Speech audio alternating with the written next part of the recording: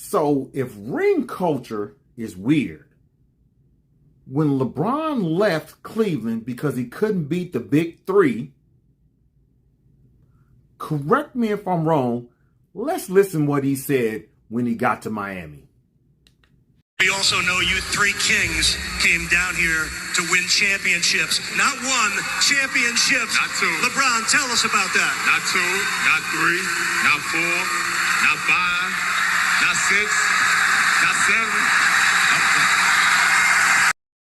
So you went to Miami to win 7, but ring culture's weird, right? Let's make this make sense. Let's dive a little deeper into this. So MJ is living rent-free in LeBron's head because LeBron said they make it seem as if Michael Jordan did it all by himself. It's a team sport. It's team, right? But let's take a look at a clip in 2016 on what LeBron said about the team sport. That made me the greatest player of all time. For so many reasons. I was super ecstatic to win one for Cleveland because of the 52-year drought.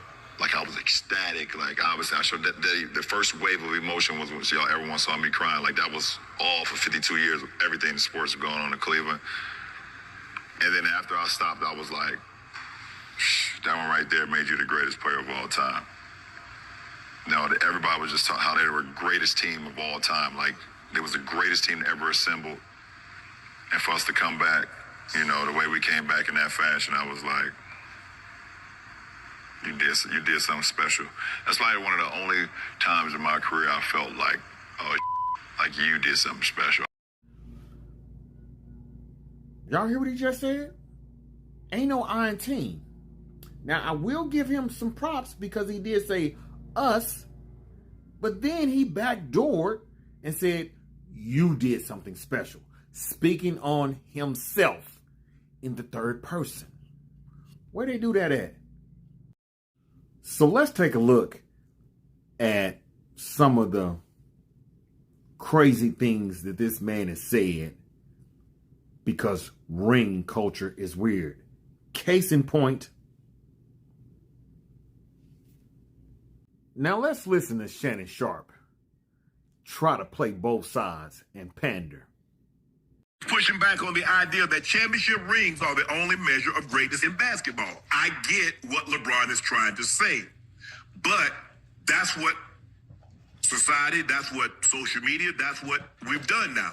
We've turned everything into a ring. Okay, now LeBron, did you feel this way before you had championships or after you got them? And I agree with everything he's saying. I just believe this, bud.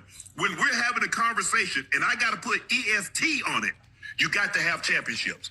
Now, I'm not saying you can't be great because Charles Barkley, I'm old enough, you and I old enough, because we remember a lot of these cats. I remember Charles Barkley. I remember Karl Malone. I remember Patrick Ewing. I remember some of these great players.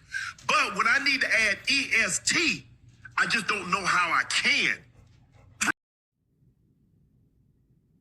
Do y'all hear this buffoonery by Shannon? I agree.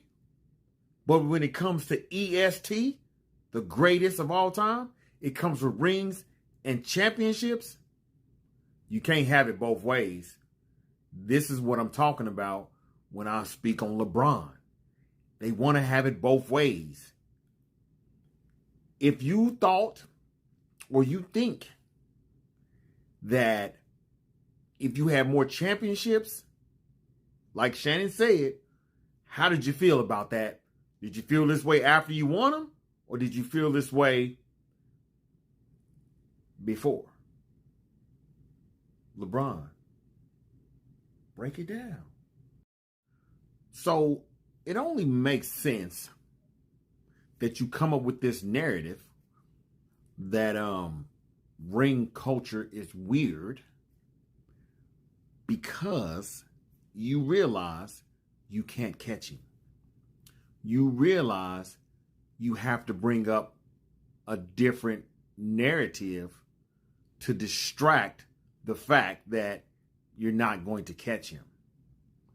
So for me, okay, I'm going to say I have to agree with Charles Barkley right here.